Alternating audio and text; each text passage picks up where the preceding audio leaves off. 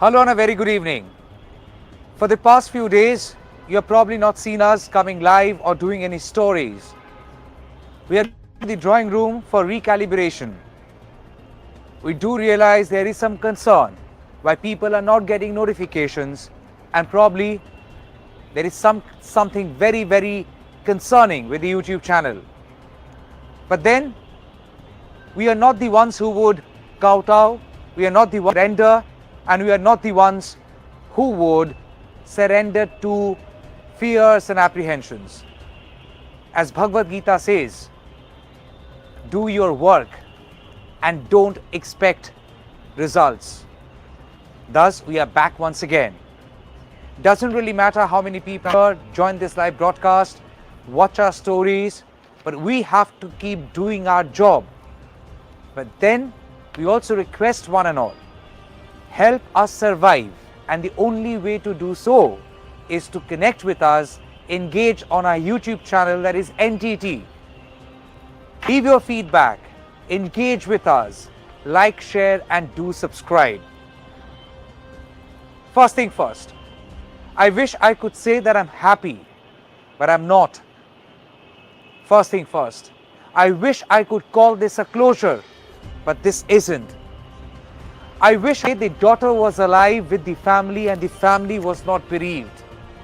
But then it isn't. Yet, we will report on the Joynagar incident. Yes, within 62 days since the horrific crime that was committed by a 10-year-old minor, the court, the POCSO court in Baruipur today, has sentenced the convict to absolute unforgiving death sentence. You heard it right.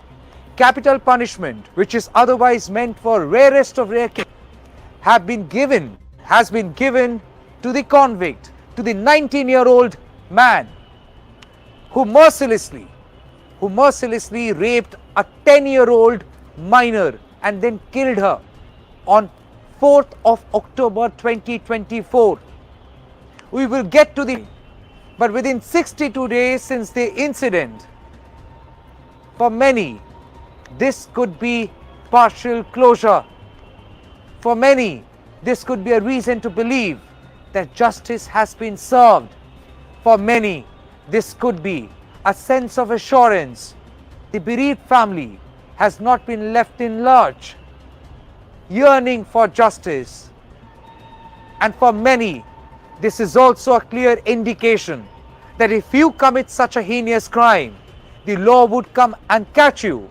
And if you are caught, you have only one place, that is hell, and you will be sent to gallows. Thus, Baruipur POCSO court today, within 23 days of trial, had simply not completed the trial, has also convicted the accused, this 19-year-old man identified as Mustakin Sardar.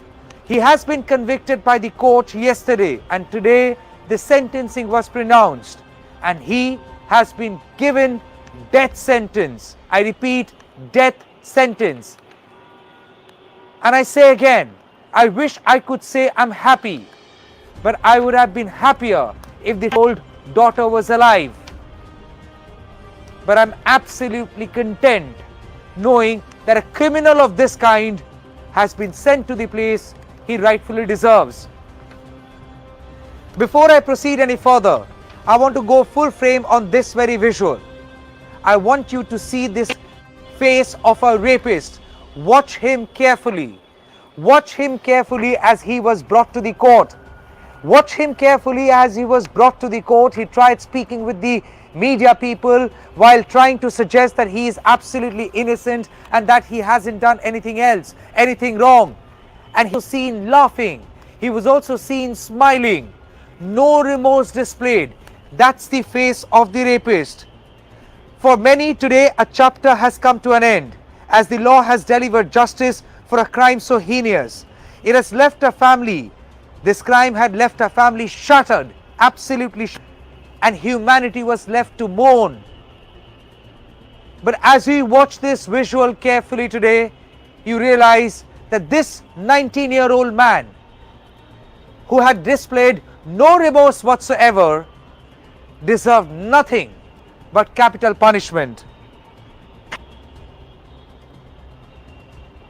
Whereas the scales of justice tip today, knowing that the perpetrator has been held accountable, this may offer a measure of peace,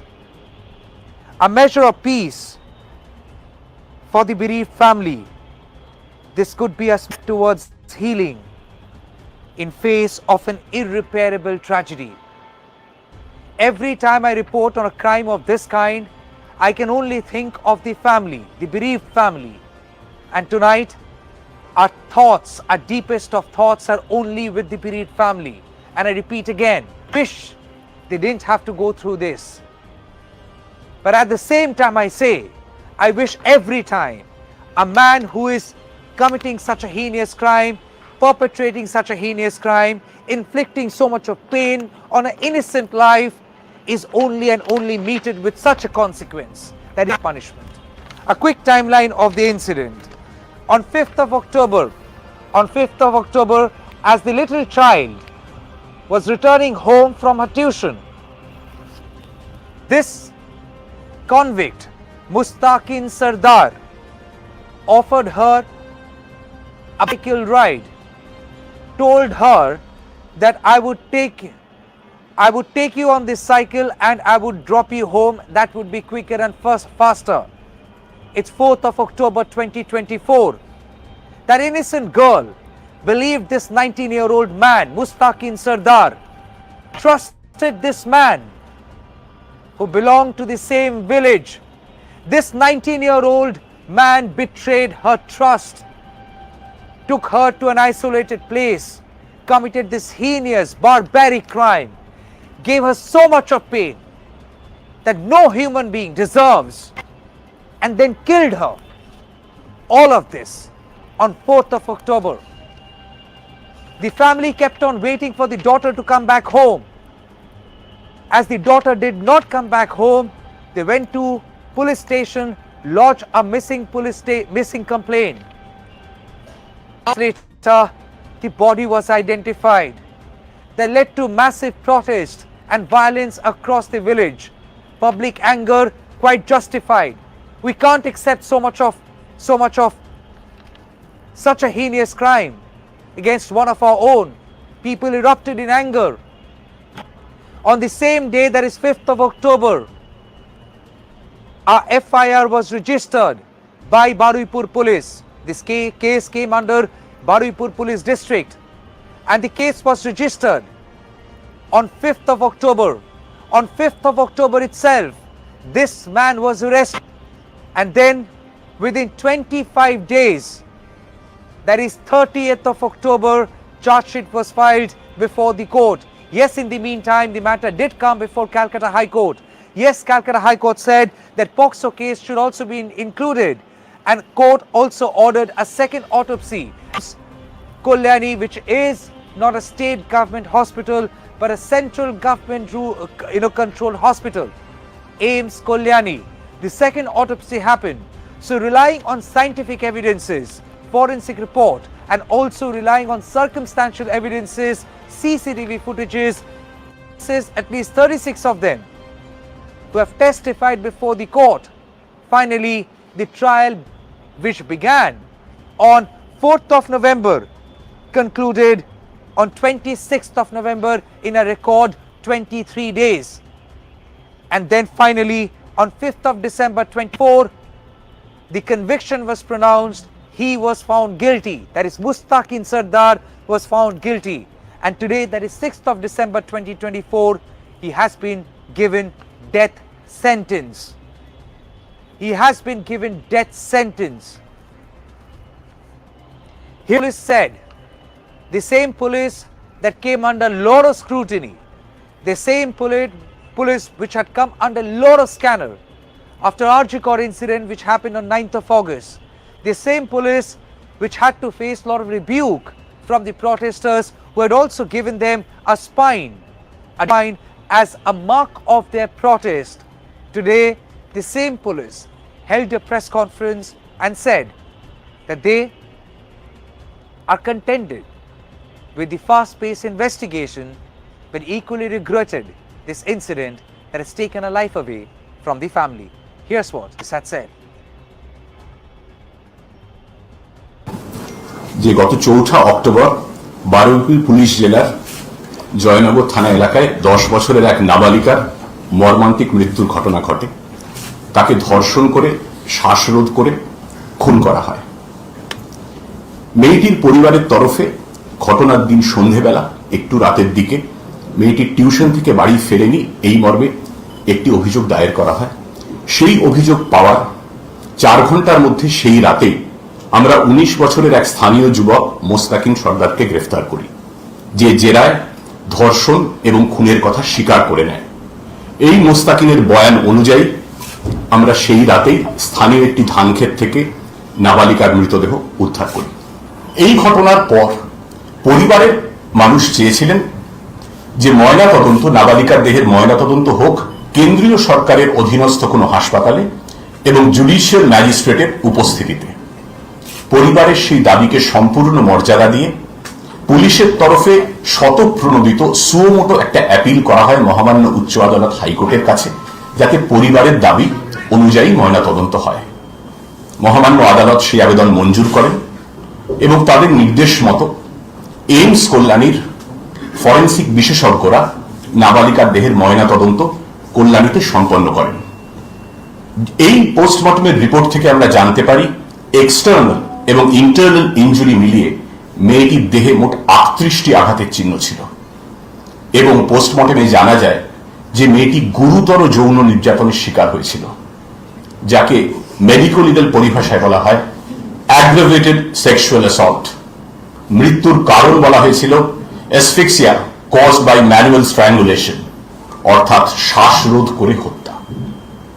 যে যত দ্রুত সম্ভব যাবতীয় তথ্য প্রমাণ একত্রিত করে সংগ্রহ করে যত দ্রুত সম্ভব, যত তাড়াতাড়ি সম্ভব চার্জশিট কোর্টে পেশ করা এবং বিচারের যে প্রক্রিয়া সেটাও দ্রুত সম্পন্ন করা, যাতে নির্যাতিতা এবং তার পরিবার অন্তত ন্যায় বিচারটুকু খুব তাড়াতাড়ি পায়। মাননীয় বিচারক এডিজে ফার্স্ট কোর্ট বারুইপুরের পক্সো কোর্টে শ্রী সুব্রত চট্টোপাধ্যায় মুস্তাকিন সর্দারকে দোষী সাব্যস্ত করেছিলেন গতকালই। আজকে ফাঁসির সাজা শুনিয়েছেন, প্রাণদণ্ড দিয়েছেন। পশ্চিমবঙ্গের তদন্ত ইতিহাসে এটা নজিরবিহীন রায়। কোন ধর্ষণ এবং খুনের মামলায় মাত্র 62 দিনের মধ্যে অভিযুক্তকে দোষী সাব্যস্ত করে তার প্রাণদণ্ড, এটা পশ্চিমবঙ্গে আগে ঘটেনি। This is unprecedented in the history of this state. Senior police officials who held a press conference said in the after court pronounced death sentence, and I repeat, charge sheet was filed in 25 days. In 23 days, court had completed the trial, and they all indicate one thing: it is possible. It is possible.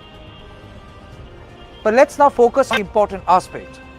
This Joynagar incident, which happened on 4th of October, came in the heels of RG Court incident. RG Court incident happened on 9th of August 2024. So in close heels of the RG Court incident, especially at a time when the entire country had erupted in kind of anger and concern as one, and that better safety and security is needed for one and all, that such a crime should be condemned in every way possible, this crime happened. And here, trial ended and conviction happened, sentencing has also happened. For RG Court, it's already begun, and probably the trial would end soon, when not known. We were also expecting that there too would come a closure. But if you have to make a quick analysis, what separated the Joynagar incident from the RG Court incident? I repeat, what separated the Joynagar from the RG Court incident? A few couple of things. If you ask me what saved Joynagar incident from, the answer lies in the fact there was no misinformation drive. There was no misinformation drive in the case of Joynagar. And I say it very consciously. I know I'm once again wading into the troubled water. Only after starting exposing this misinformation drive in the RG Court case will we start questioning And only after we started questioning the people who were constantly peddling the misinformation, our channel came under the attack. Very easy. If you mass report a content, if you mass report a channel, which means about 10, 50 people or thousands and thousands of people in a concerted, meticulous way, if they start reporting to YouTube that look, they are publishing something violative content, YouTube, which is not controlled by a human brain, rather driven by an algorithm which is machine controlled or data control, for them the feedback is clear that there are people not liking one particular content. But those who are not liking it, certainly they are driven by a motivation that YouTube will never come to know. And more you dislike a content, more YouTube would start suppressing it. We have been at that. And you have been a victim ever since you have started questioning this misinformation drive. Yet I would highlight the misinformation that in a way had done great disservice to the RG investigation, irrespective of the agency probing it, whether Bengal police, Kolkata police, FBI, doesn't really matter. 150 grams of semen. Have you forgotten that? Again, that wasn't the case in Joynagar. Then there were multiple people involved. Again, that wasn't the case in Joynagar. That misinformation was not given during the Joynagar investigation. Several both teams' body broken. Again, that wasn't said during the case of Joynagar investigation. Again, many people said in the RG case that evidences have been tampered, evidences have been destroyed. Again, those claims and allegations were not made in the case of Joynagar incident. Then there are people said that accused in the RG case have been shielded, that real culprits have been saved. Again, that same apprehension was not made in the Joynagar incident. And there are many and many and many more. The only purpose of highlighting these information, which had been carefully peddled in the case of RG, I repeat, had only come in the way of delivering of justice. Because more such conspiracy theories you peddle, more such conspiracy theories that come in the fore, more obfuscation can only come of investigation, irrespective of which agency is probing it. First they wanted CBI, then the matter went to CBI. Then CBI filed a charge sheet only naming Sandeep Ghosh, only naming Sanjay Rai, beg your pardon, as the sole accused who committed the heinous crime of rape and murder. The moment CBI identified one person who had perpetrated the crime, again those people who wanted CBI went against CBI. Then they went against Supreme Court. The same people who had hailed Supreme Court's intervention started questioning why Supreme Court not giving justice. Where are those people now? Where are these people now? Some have gone to movie premieres, some have gone back to film acting, some are busy promoting their own movies. Where are those people now? And look where investigation is standing. Not that it comes in the way of CBI's capability of cracking the case, but certainly, if you ask me, it does have the smooth process of finding out the truth. Again I say, it is not about which agency is investigating it. It is about truth. And anybody trying to derail truth for a specific agenda, know this, you are doing disservice to a soul long departed. And before I wind up, I quickly want to connect with my colleague Titash. Titash, I know I did not give you a heads up for this. I know I did not prep you for this, but if I can request you to join the live broadcast, and I simply want to do that because she is a female journalist. A journalist has no gender, no caste, no religion, everything said and done. I have seen my colleague Titash Mukherjee following these cases, and I know how perplexed she had been, be it in the case of RG or be it in the case of Joynagar. It does get into you, and I've seen Titash go through it. She handled it pretty well, but tonight I want to ask her a simple question. Titash, do you see this as a closure? Titash, are you there? Can you please join the live broadcast? Okay, she was actually doing, and that's our office. Titash, does this feel like a closure? It's really, I don't know what to say actually, it's difficult to call a case or anything if pertaining to something as heinous or as ghastly as this. Can you actually call it closure? Can you, like, I don't know, can you, like, put a band-aid on a fractured leg and call it plastering? You can't, right? So, but then it's a step. It definitely is a step that is welcome, and it is something that does give you hope, because these days when you're going through newspapers, or if you're going through news sites, and something that we as journalists do on a daily basis, the first thing that you do is get up in the morning and read the newspaper. And each and every single day on the newspapers, it is plentifully inundated with news pieces of rape, news pieces of women being sexually harassed, women being tortured, women being kind of killed, murdered. And at some point, there's a sense of normalization that is happening. That, okay, fine, another day, another rape. But this needs to stop. This normalization of something so ghastly, the normalization of something which is absolutely unthinkable of, is something which absolutely needs to stop. And having said all of this, I'm telling you, yesterday before I went to bed, the last piece of news that I read was a 7-month-old baby was raped and has been hospitalized. So, what do you do in such a situation? How do you comprehend this? You tell someone, you tell maybe a male counterpart or a colleague, or anyone that today in the bus I was inappropriately touched.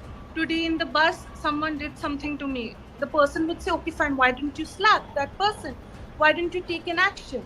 But how does one explain, a person who's facing this firsthand, how does that person explain that in the moment it is such shock, it is like beyond comprehension to feel that violated? Can you imagine your space being violated to an extent where you do not have control, or you do not have agency over yourself? And it just makes you feel so little. I mean, I don't have words to explain it, but it just makes you feel like, okay, fine, something is not correct, something is, I don't know, it's just not out of place. And It coming to is this very, very Arjikor numbing. incident, coming to this Arjikor incident, when Arjikor happened, we have been following it in great detail since the very first day. From accessing the charge sheets to, going through first-hand accounts of what things were or how things turned out, or maybe the CBI's chart sheet for that matter, the great details, the great gory details in which a woman was violated at her workspace, which she considered her safe haven. I mean, there are days, if I'm talking from my, like, from personal experience, there are days I go home at 2 o'clock, at 3 o'clock. I consider my work to be my safe space. I consider that to be my safe haven. And to even to comprehend or to actually think that something like that can happen to someone where he or she thought that she's safe, where he or she thought that they could pursue their professional pursuits unabashedly, is something which is heartbreaking. I mean, I don't know. If someone asks me, have I completely comprehended everything I read, have I processed everything I read? I have not. Did I read it, and did I actually comprehend what I read, or did I read it to do my work? I would say I read it to do my work, because I do not think I have the courage to articulate everything I've read. I do not think I have the courage I totally get to it, face it. Titash. It is very, very numbing, very, very numbing. And you know what, Titash? That's a reason. That's a reason. Undeterred by all the attempts to in a way silence us, we have only followed the story, and I will continue doing so. Today, if you watch a couple of mainstream media or legacy media houses, they are not discussing the main accused, or here the convict has been sentenced to death. I mean, if you don't show such stories, how will the fear would be instilled in people? And only when the fear goes in the minds and the hearts of the people can that act as a deterrent. Person standing next to me or next to you, whether that person is a rapist or not, or a potential rapist, nobody knows. And I'm not calling all the men rapists, but it's unfortunate. Like it said, all the rapists are men. And that's the reason we have got a lot of bearing to do. And it's unfortunate, it's very, very unfortunate, while the alacrity is being invested by the so-called mainstream media, criticizing the police or criticizing an agency or criticizing the society, or while highlighting the case, the same alacrity is always missing in pursuing the case, and especially at a time where the court has convicted the rapist and sent him to death sentence. I mean, more we show that better from the society can be expected. And I repeat, there is no space for the rapist. Again I say, hashtag hang the rapist, hang the rapist, hang the rapist. For tonight, I thank you all. Good night and take care.